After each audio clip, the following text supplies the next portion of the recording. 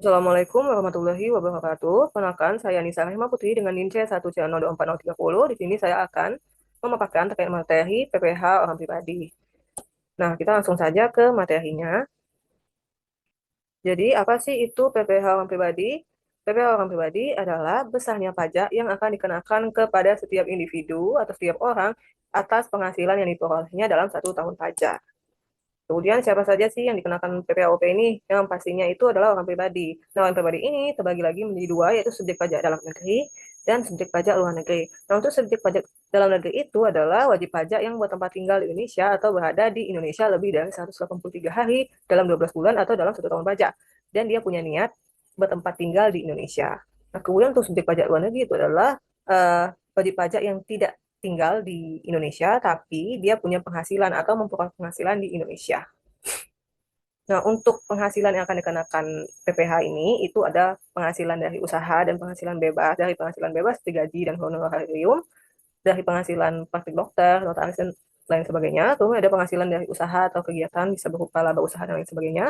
Kemudian ada penghasilan dari modal, bisa berupa keuntungan karena penjualan atau karena pengalihan harta. Kemudian ada penghasilan dari bunga, dividen, royalti, dan sewa. Kemudian ada penghasilan lain-lain seperti hadiah, pembebasan utang, keuntungan atas selisih kurs mata uang asing, dan lain sebagainya.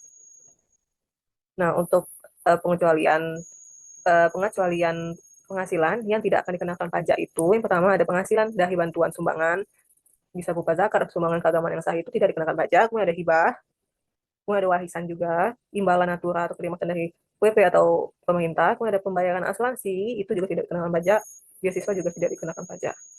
Next. Nah, kita bahas mengenai norma perhitungan penghasilan neto.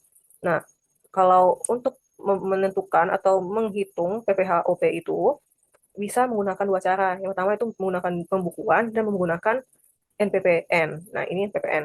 Nah, untuk pembukuan itu biasanya untuk wajib pajak yang melakukan kegiatan usaha atau pekerjaan bebas yang penghasilan brutonya itu di atas 4,8 miliar. Sedangkan kalau di bawahnya itu, dia menggunakan nomor perhitungan penghasilan neto.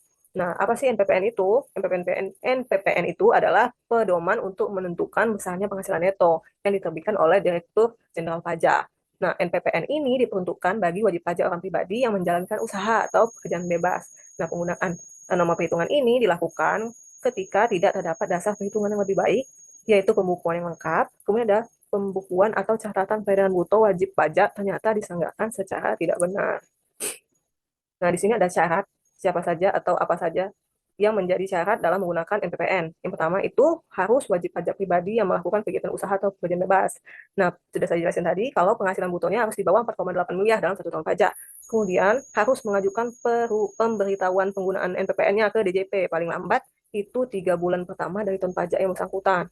Dan yang terakhir itu, jika wajib pajak baru daftar pada tahun pajak yang bersangkutan, nanti pemberitahuan penggunaan NPPN-nya itu dilakukan paling lambat 3 bulan sejak saat terdaftar dan pada akhir tahun pajak. Nah, untuk pembukuan, apa sih itu pembukuan? Pembukuan itu adalah suatu proses pencatatan yang dilakukan secara teratur untuk mengumpulkan data dan informasi keuangan, meliputi harta, kewajiban, modal, penghasilan, dan biaya, serta jumlah harga perolehan dan penyerahan barang atau jasa yang nanti ditutup dengan menyusun laporan keuangan dalam satu periode tahun pajak. Nah, wajib pajak orang pribadi yang melakukan kegiatan usaha atau pekerjaan bebas itu wajib menyelenggarakan yang namanya pembukuan. Tapi tidak semuanya ya.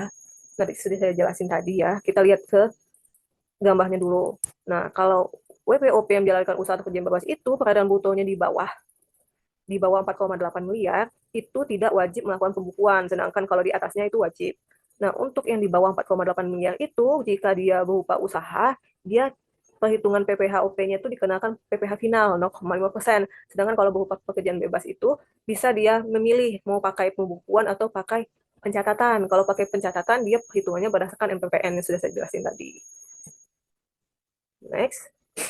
Nah, untuk tarifnya, itu di Indonesia sejak tahun 1983, tarif pajaknya itu berdasarkan tarif pajak progresif untuk perhitungan PPh-OP. Nah, tarif pajak progresif itu adalah tarif yang presentasinya meningkat, sering meningkatnya dasar pengenaan pajak. Nah, di sini untuk tarif PPh-OP di dalam negeri itu, dia ada beberapa lapisan di sini. Ini yang terbaru ya. Kalau yang dulu itu sampai dengan di lapisan pertamanya itu sampai dengan 50 juta aja. Kalau sekarang sudah terbaru, itu yang di lapisan pertama sampai dengan 60 juta sebesar 5%, kemudian lapisan kedua dari di atas 60 juta sampai 250 juta sebesar 15%, dan kemudian sampai ke lapisan terakhir itu di atas 5 miliar sebesar 35%. Jadi yang paling rendah itu 5% dan paling tinggi itu 35%. Ini tarif pajaknya berlapis ya. Next, nah ini contohnya, contoh penghitungan PPh OP-nya. Nah di sini ada Rian, dia adalah karyawan PT Indojaya yang gajinya tiap bulan itu 15 juta. Nanti ada pengurangannya dari penghasilan brutonya itu ada BPJS Kesehatan, BPJS Tenaga Kerjaan, nanti itu dikalikan aja 12 bulan, itu kan per bulan. Jadi untuk per tahunnya kita kalikan 12 bulan aja, kita masukin biaya jabatan. Biaya jabatan itu kan dikalikan 5%. Nah untuk iuran pensiun kita kalikan juga 12 bulan. Nah, sudah itu kita ini kan berdasarkan saya ambil berdasarkan sekarang kalau PPh 21 orang pribadi itu harus pakai tarif TER. Nah, untuk kasus Rian ini dia kan sudah menikah dan punya 2 anak. Jadi dia tergolong kategori B. Nah, untuk penghasilan 15 juta itu besarannya itu 6% per bulan. Kalau di tarif TER itu dia hitung dulu PPh 21 dari Januari sampai November, dan kalau untuk Desember dia pakai tarif progresif yang tadi pasal 17 tadi yang saya jelasin sebelumnya.